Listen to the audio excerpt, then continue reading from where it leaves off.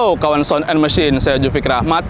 Kendaraan listrik bisa dibilang bisa mengubah pasar otomotif Indonesia melalui fitur dan juga engineering baik di kendaraan penumpang maupun di kendaraan komersil atau kendaraan niaga.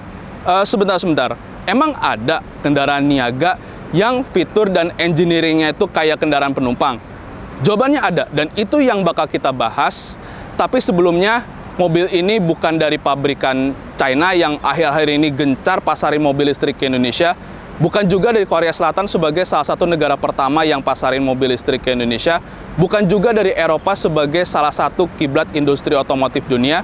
Tapi dari Jepang dengan brand yang udah terkenal banget, yaitu Mitsubishi L100 EV di pameran Gaikindo Indonesia International Commercial Vehicle atau GICOMVEC 2024. Dan ini dia 7 fakta menariknya.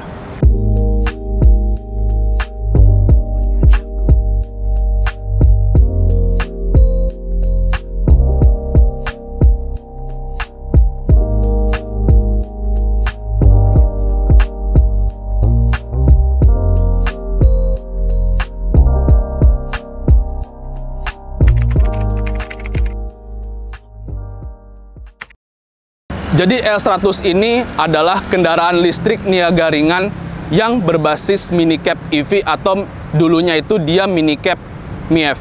Awalnya minicab EV atau minicab MiEV ini dia beredarnya di Jepang aja, tapi Mitsubishi mulai tertarik untuk menjajaki pasar di luar Jepang. Salah satunya adalah Indonesia. Jadi awalnya Mitsubishi itu kerjasama dengan beberapa perusahaan di Indonesia, yaitu Gojek, tepatnya logistik untuk Goto, DHL, PT Pos Indonesia, Rentokil, dan beberapa perusahaan lainnya.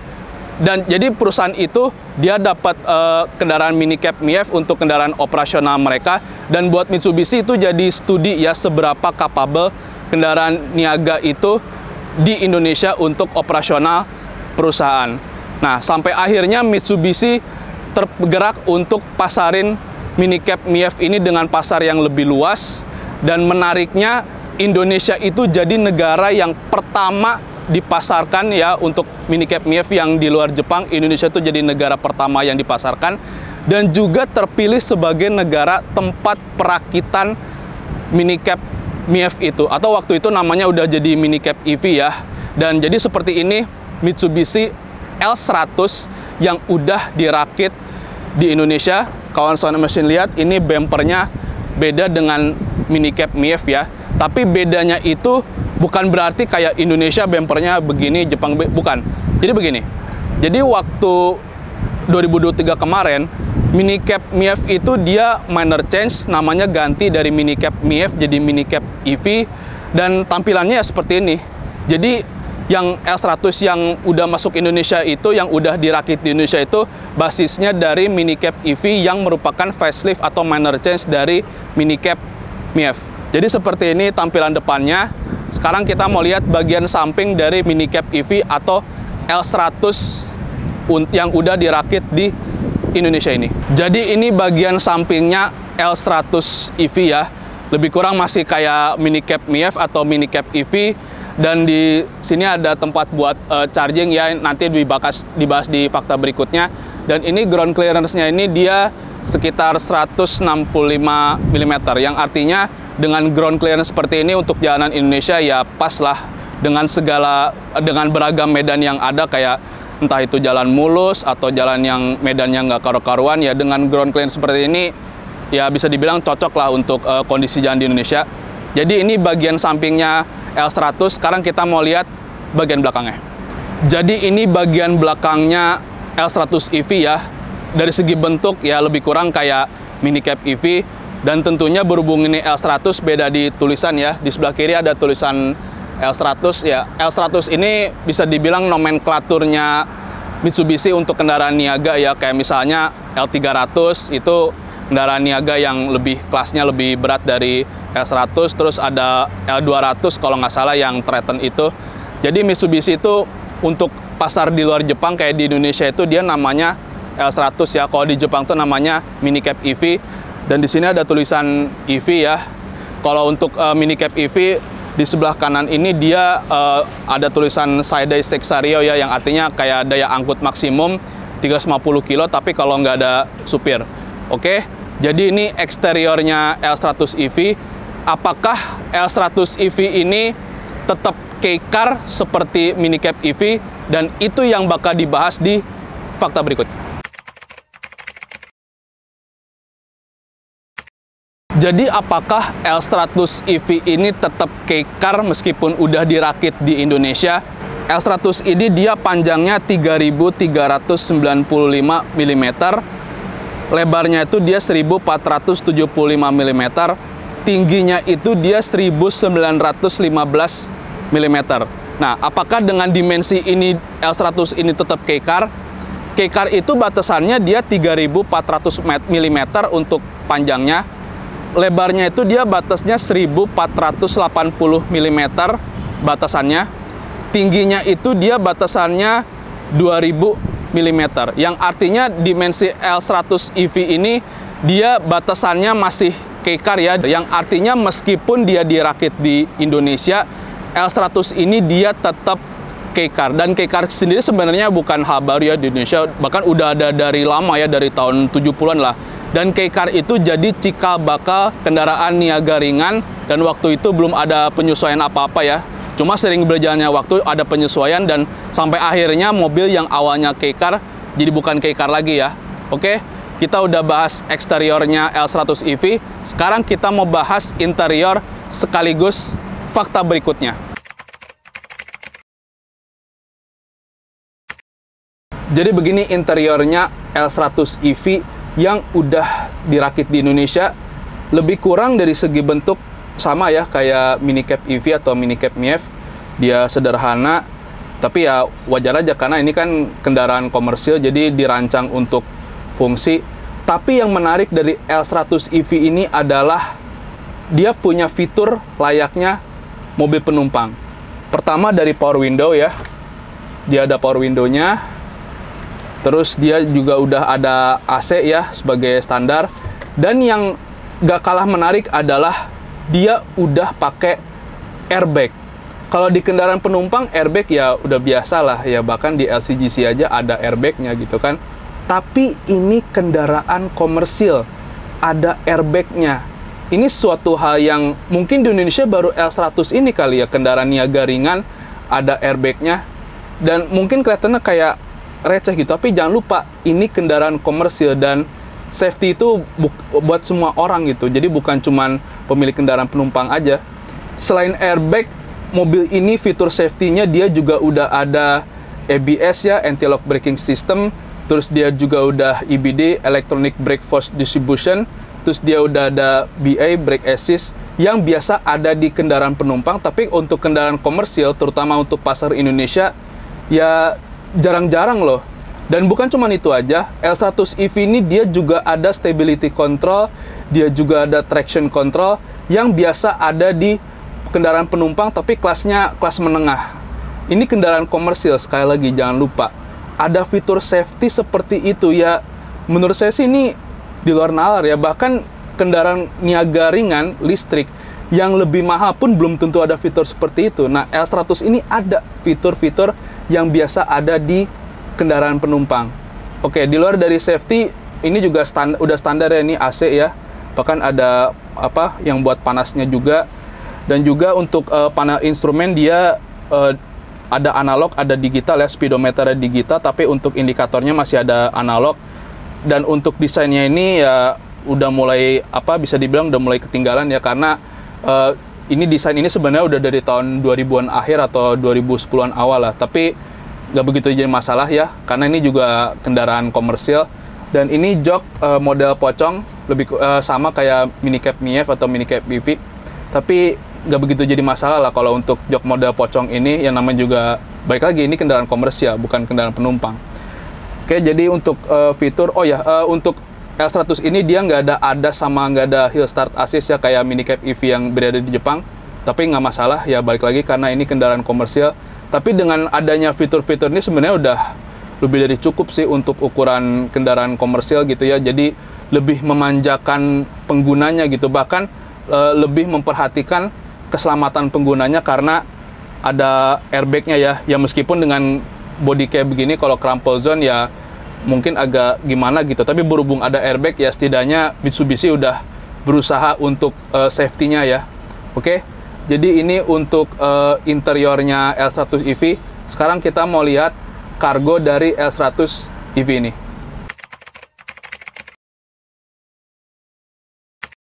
Jadi begini area kargonya L100 EV ya. Oh ya, L100 EV ini dia cuman 2 seat ya. Beda dengan mini cab MiEV yang bukan cuman 2 seat, dia juga ada 4 seat ya. Cuman yang L100 EV ini dia cuman ada 2 seat.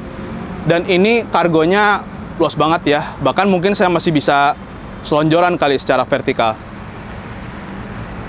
Ah ya, bener, masih bisa selonjoran. Yang artinya ruang kargo L100 EV ini gede ya, meskipun dia K-car, meskipun dia mungkin orang bilang K-car ini kecil atau apa, tapi ini dalamnya gede banget ya. Bahkan mungkin saya tiduran aja bisa kali di sini.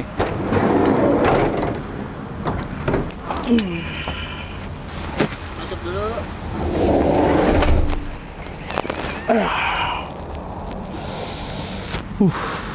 Bisa buat tiduran, enak.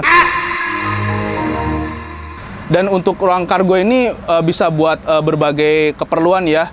Bahkan di area G-Compact ini ada yang jadiin L100 EV ini jadi food truck ya. Jadi ini bisa buat food truck, bisa buat kalau usaha laundry ya buat gantungannya. Terus bisa buat logistik, ini mungkin bisa berapa kardus nih bisa masuk ke L100 EV ini. Dan ini daya angkutnya itu dia kalau nggak ada supir dia 350 kilo. Tapi kalau ada supir itu kalau nggak salah 420 kilo kalau nggak salah, satu supir. Nah, untuk dimensinya, ruang kargo L100 EV ini, dia itu ukurannya 1830 mm kali 1370 mm kali 1230 mm. Yang artinya dari ruang kargonya L100 EV ini luas banget ya. Meskipun kendaraan komersil ya ini juga potensial ya buat konsen mesin yang punya hobi, misalnya punya hobi sepeda ya bisa bawa sepeda gitu kemana. Terus atau kalau mau modif area kargo ini jadi camper van ini ya bisa banget gitu. Bahkan ya karena L100 EV ini juga ada fitur V2X-nya yang nanti dibahas di fakta berikutnya. Yang artinya ruang kargo ini termasuk yang serbaguna ya. Bahkan kalau konsen mesin lihat di Tokyo Auto Salon itu ada yang sulap waktu itu mini cab MiEV ya. Dia itu jadi semacam camper van, office mobile kayak gitu-gitulah. Yang artinya selain buat usaha dari ruang kargo ini L100 EV dia juga ada potensi buat mobil hobi. Oke, selesai bahas ruang kargo. Sekarang kita mulai masuk ke fakta berikutnya yaitu rancang bangun. Mungkin konsen mesin bakal berpikir kendaraan niaga ringan ini sasisnya leather frame ya, kayak kendaraan niaga pada umumnya. Dan L100 ini dia sasisnya bukan leather frame ya, dia sasisnya monokok. Nah, kaget kan? Sasis monokok itu sasis yang biasa ada di kendaraan penumpang, dan L100 EV ini dia sasisnya monokok meskipun dia kendaraan niaga ringan. Yang tentunya ini udah termasuk yang kuat ya buat ngangkut beberapa barang ya, meskipun ini sasis monokok tapi dia kuat ya. Dan untuk suspensinya depan itu MacPherson, belakang itu dia Trilling. Oke, kita mau bahas ke fakta berikutnya dari L100 EV itu yaitu teknologi elektrifikasinya. Motor listrik L100 EV ini dia tenaganya 42 PS, tapi torsinya dia 195 Nm, yang artinya cukup gede ya untuk ukuran mobil sekecil ini, bahkan jadi salah satu K-car dengan torsi yang paling gede. Dan juga untuk baterainya ini dia lithium ion 20,1 kWh dengan daya jelajah 180 km.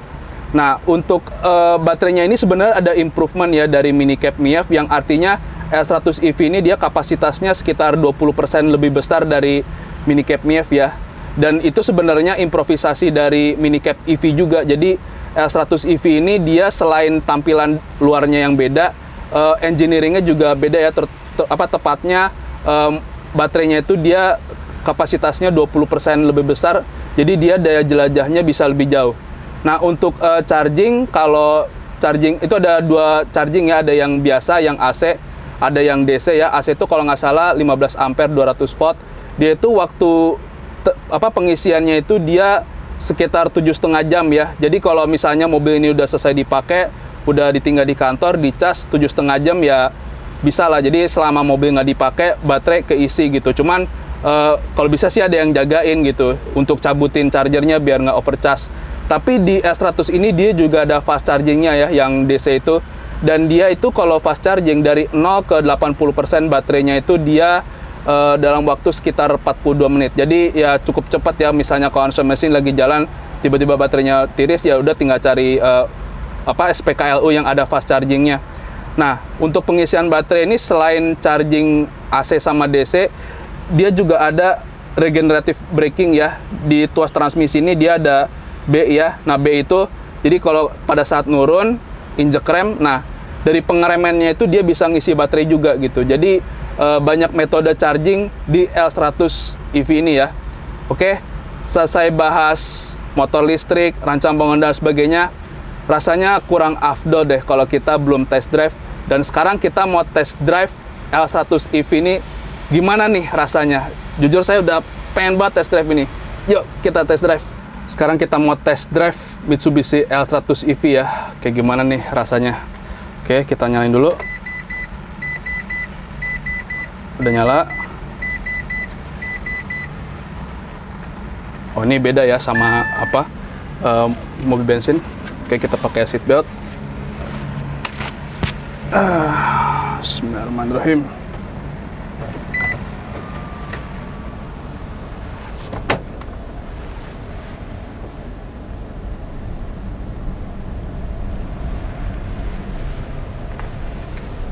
Sebelumnya saya pernah nyetir L100 EV ini, tapi waktu itu masih mini cab MIEV ya. Dan ini rasanya nggak jauh beda ya sama mini cab MIEV. Dan ini meskipun kendaraan komersial, dari segi feel-nya ini dia bener-bener nggak begitu berasa kayak kendaraan komersial. Ini tuh ringan banget gitu loh. Oh ya, ini mobil ini radius putarnya sekitar 4,3 meter ya, yang artinya dia cukup kecil. Dan untuk nanti saya coba ya pada saat parkirnya gimana dengan radius putar sekecil itu. Meskipun ini kendaraan komersial, tapi ini dari segi nyetirnya ini bener-bener rasanya tuh kayak kendaraan penumpang gitu. Nyaman banget.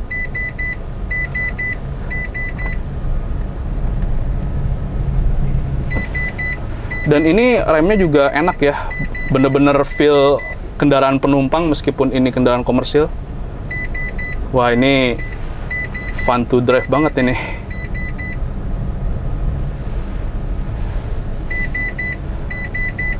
Oh ya, ini tempatnya terbatas ya, cuman bisa di area test drive ini aja. Tapi nggak apa-apa, ini udah cukup kok.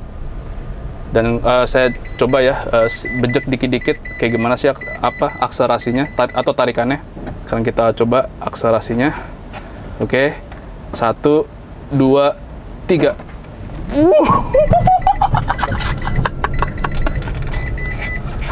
Cuma hati-hati ya, kalau mesin lagi bawa barang, ntar pada saat bejek-bejek, taunya barangnya berantakan semua. Jadi kalau bisa, misalnya kalian mau menikmati akselerasinya, kalau bisa nggak ada barang sama sekali atau barangnya diikat ya. Jadi biar nggak jatuh-jatuh. Karena ini akselerasinya tuh ngejambak banget. Dan torsi 195 Nm nih emang nggak bohong. Coba muter-muter sini aja. Wih, enak.